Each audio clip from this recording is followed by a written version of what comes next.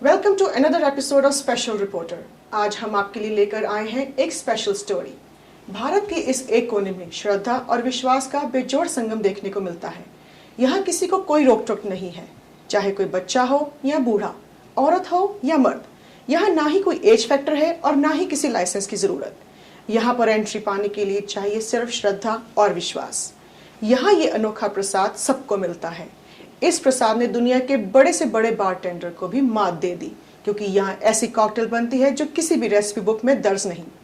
हम बात कर रहे हैं नॉर्थ इंडिया में पंजाब के एक छोटे से गांव की, जहां हर साल मार्च के महीने में 3 दिन का मेला लगता है और लाखों लीटर शराब चढ़ाई जाती है और फिर यही शराब श्रद्धालु में प्रसाद के रूप में बांटी जाती है।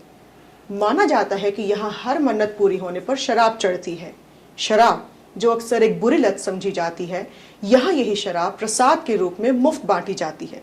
ये प्रथा कब और क्यों शुरू हुई, ये जानने के लिए हम आपको लेकर चलते हैं इस छोटे से गांव में, जिसका नाम है भोमा।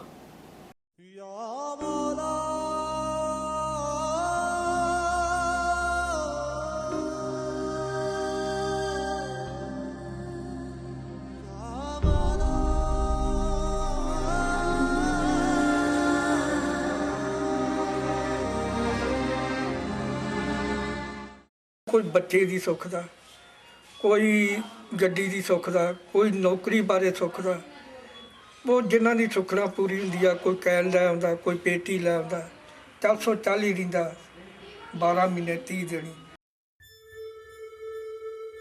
अर्जियां सारी में चेहरे पे लिख के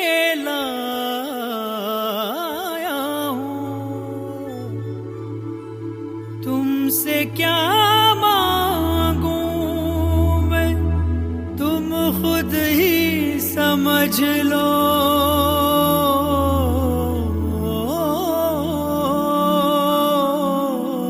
मौला मौला मौला मेरे मौला।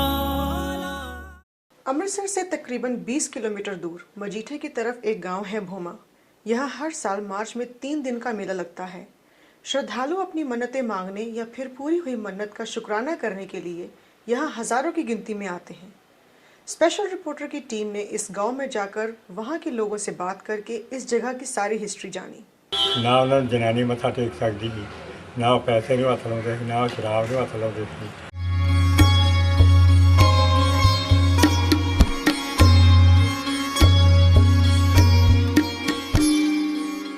1896 में बाबा रोडे नाम का एक संत घूमता घूमता यहाँ पहुंचा और उसने इस गांव को अपने तप के लिए चुना। गांव के बाहर वो एक जगह पर तप करने लगा जहां अब उनकी समाधि है। लोगों का कहना है बाबा रोडे शाह ने यहाँ पर जब तप शुरू किया तो गांव के लोग उनके दर्शनों के लिए आने लगे। धीरे धीरे श्रद्धालुओं की गिनती बढ़ने लगी। गांव के लोगों ने मिलकर बाबा रोडे के लिए एक ऊंची मचान बनवा दी जहां पर वो आराम से तप कर सकें।